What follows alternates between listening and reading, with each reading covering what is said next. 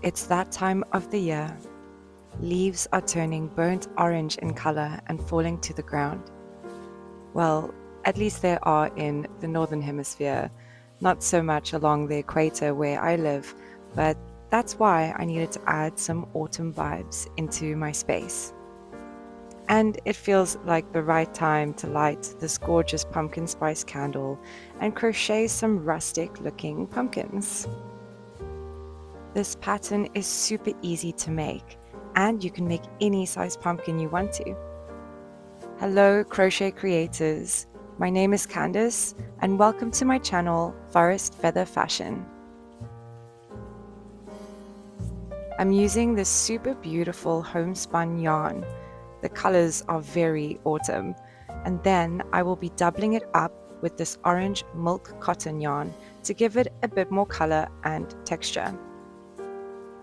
We will also be using a cinnamon stick as the stem of the pumpkin, but you can use anything that you have on hand. To begin, let's join the two strands together. Grab a crochet hook, any size that works for your yarn, and make a slip knot. For the medium-sized pumpkin, I'll be chaining 11. If you'd like to make different sized pumpkins, you can always add or subtract stitches from the chain, as the chain will represent the height of the finished pumpkin.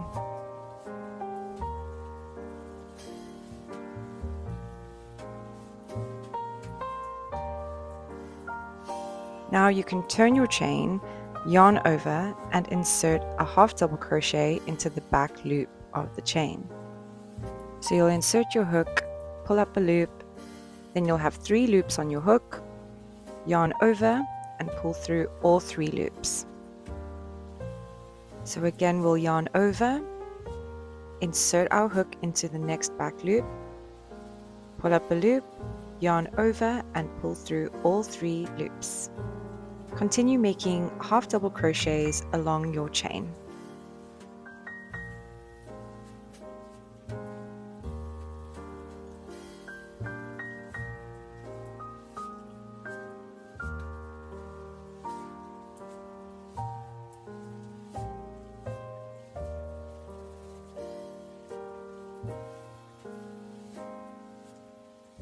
Once you've completed your last half double crochet in the chain, we will chain 1 and turn our work. Here we will be yarning over and now inserting a half double crochet in the back loop of each stitch. This is the side that is facing away from you. So we'll yarn over, insert our hook into the back loop, yarn over and pull through all 3 loops. This technique creates a beautiful ribbing effect that mimics the texture of a real pumpkin. Continue making half double crochets in the back loop of each stitch.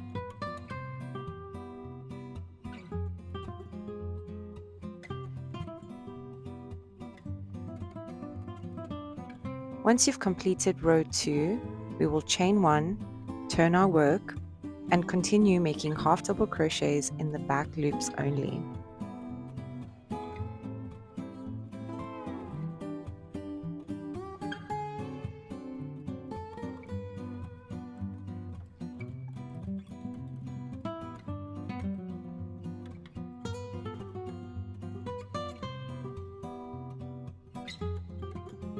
Now you can start to see the beautiful effect of the ribbing technique.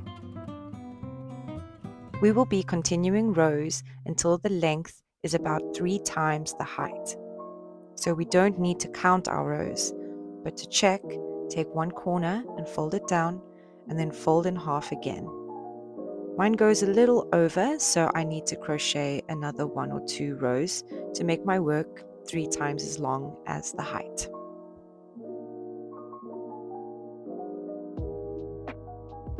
Now you can decide which side you would like on the outside and fold your work in half.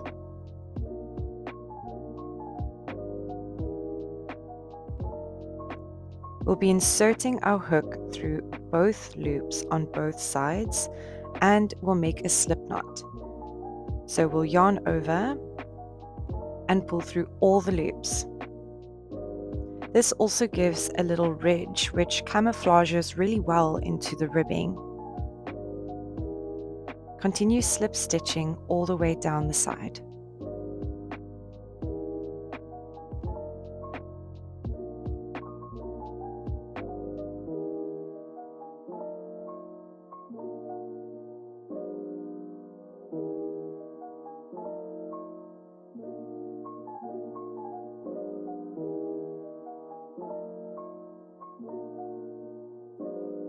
After your last slip stitch, prepare to cut your yarn and leave a really long tail.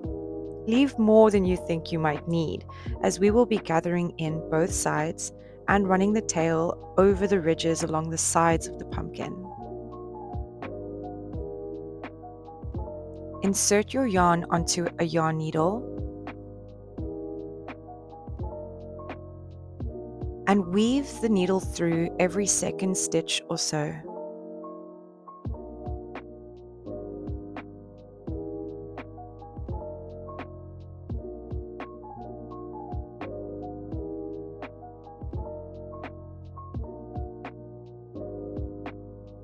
Pull tight as you go. Work in the other direction for a bit, just to secure it in place.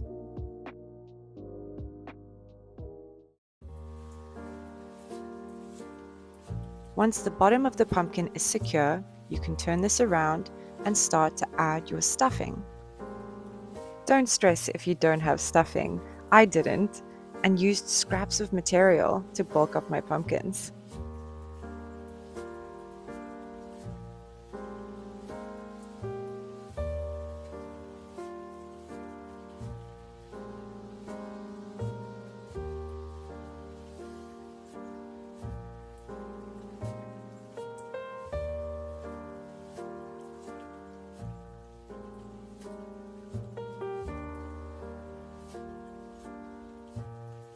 When you feel like you've added enough filling, take the tail and run this along one of the hollows between the ridges.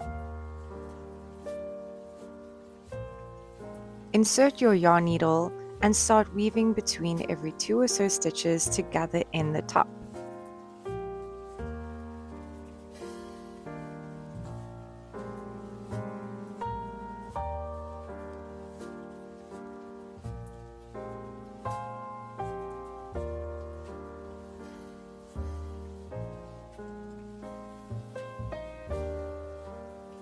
Before pulling the top closed too tightly, you can now insert your cinnamon stick.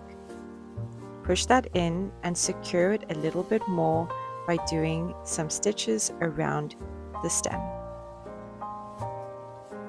Now we will run the tail down between the ribbing, pulling it quite tight and securing it to the base.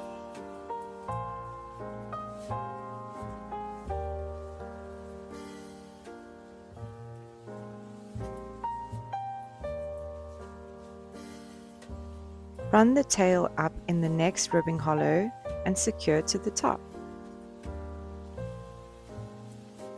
Continue doing this until every ridge hollow has the tail running over it. Remember to secure it before and after each one.